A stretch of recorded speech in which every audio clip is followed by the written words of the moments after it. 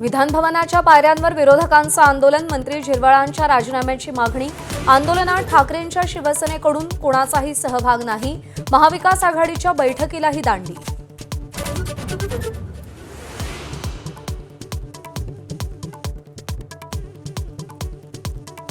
राष्ट्रवादी काँग्रेसकडून पार्थ पवार राज्यसभेवर जाणार, कोर कमिटीच्या बैठकीत निर्णय झाल्याची माहिती।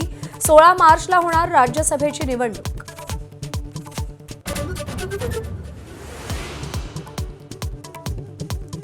महाविकास आघाडीकडून राज्यसभेवर कोण जाणार, चर्चांना उधाण।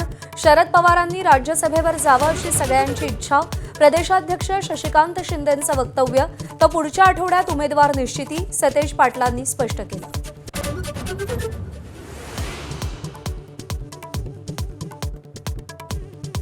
राज्यसभेसाठी भाजपकडून रामदास आठवले यांचं नाव जवळपास निश्चित। विनोद तावडे, विजया रहाटकर, धैर्यशील पाटील यांच्या नावाची ही चर्चा। आज रात्री वर्षा निवासस्थानी भाजप कोर कमिटीची बैठक।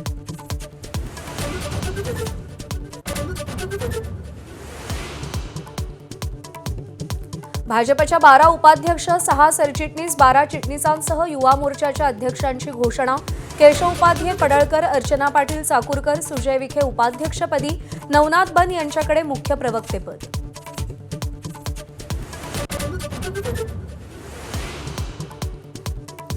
राज्याच्या तिजोरीत खडखडाट असतानाही कंत्राटदारांना चलान दिल्याचा आरोप। वर्षभरात केवळ 13,000 कोटी वितरित, अजूनही 77,000 कोटींची देयकं थकीत असल्याचा कंत्राटदार महासंघाचा दावा।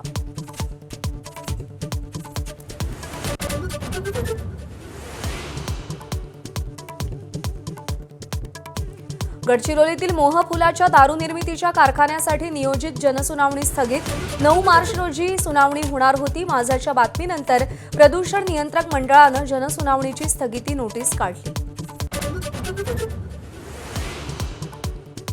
विदर्भ आणि मराठवाड्यात अवकाळी पावसाचे 2 बळी, लातूर, नांदेड, बीड, धाराशिवमध्ये फळबागा, आंबे, ज्वारी, गहू, हरभऱ्याची माती, रब्बीचा हातातोंडाशी आलेला घास हिरावला।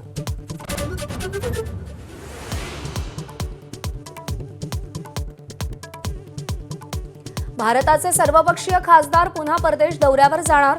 64 देशांचा दौरा करून संसदीय डिप्लोमसी राबवणार। सुप्रिया सुळे, श्रीकांत शिंदे, प्रफुल्ल पटेल, अशोक चव्हाण यांच्याकडेही शिष्टमंडळाचं नेतृत्व।